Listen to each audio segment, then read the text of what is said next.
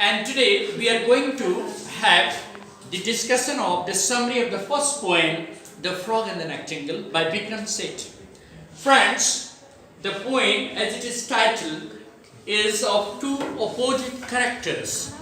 The frog symbolizes all the craftiness and cunningness of human beings, and the nightingale symbolizes innocence and servile nature of human being.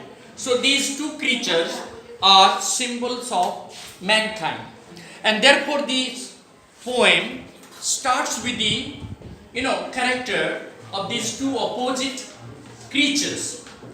The frog is very cunning and very crafty, and he croaks in the Bengal bog right from early evening to early morning, and then he never stops croaking.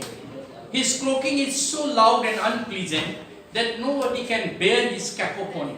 All the creatures are fed up with his cacophony. They have spent sleepless night and they are now completely fed up. Having been troubled by his loud and unpleasant croaking, they have tried various means to stop him from croaking. They have requested, but it was of no use. They have complained, but it was of no use. They have beaten him with bricks and sticks, but it was of no use. Finally, a change came on a day when a bird nightingale just came into the Bengal bog. It sat upon the same sumac tree whose foot the frog lives in, and started singing her melodious song. The nightingale sang so beautifully that all the creatures became spellbound. They started listening with all the fascination.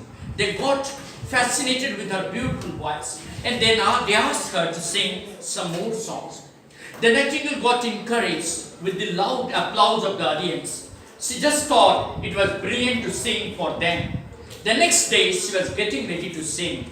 She was making some rehearsal. By the time the frog crowed, she was suddenly troubled by the crow. She asked the frog if it was he who croaked, and the frog very possessively replied, "Yes, it was the frog who croaked. He was the owner of the sumac tree, and he had long been known in that area bog for his beautiful male singing voice." The frog boasted of his ability in front of the nightingale in order to trap her into his evil plan. He intended to do away with the musical supremacy of the bird by trapping her into his evil plan. And eventually the nightingale got impressed. He commented upon the song of the nightingale in such a cunning manner that the nightingale got impressed. He said that your song was good, but it lacked certain emotion. You sang with a style, but there was lacking of emotion in your song. The nightingale got impressed with the comment given by the frog. She called the frog Mozart in disguise. She said that the frog had come before her eyes like a great Austrian composer of music. And therefore, both of them had an agreement. The nightingale agreed to work under his guidance. The frog dictated her. He organized the musical nights day after day, night after night, and he asked the nightingale to sing songs. He collected silver and gold and all the jewels in the form of, charges. So the frog started earning by the concerts organized by him, in which the nightingale sang. The innocent bird didn't know much about that.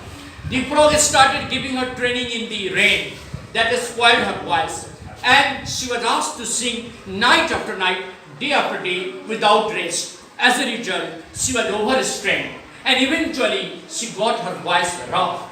A day came when the audience stopped coming to her show because she lost her ability to attract a large number of audience, and her song lacked melodious appeal. The training given by the frog also spoiled her melodious appeal.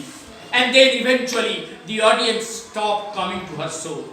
And a day came that he became very angry and he scolded her.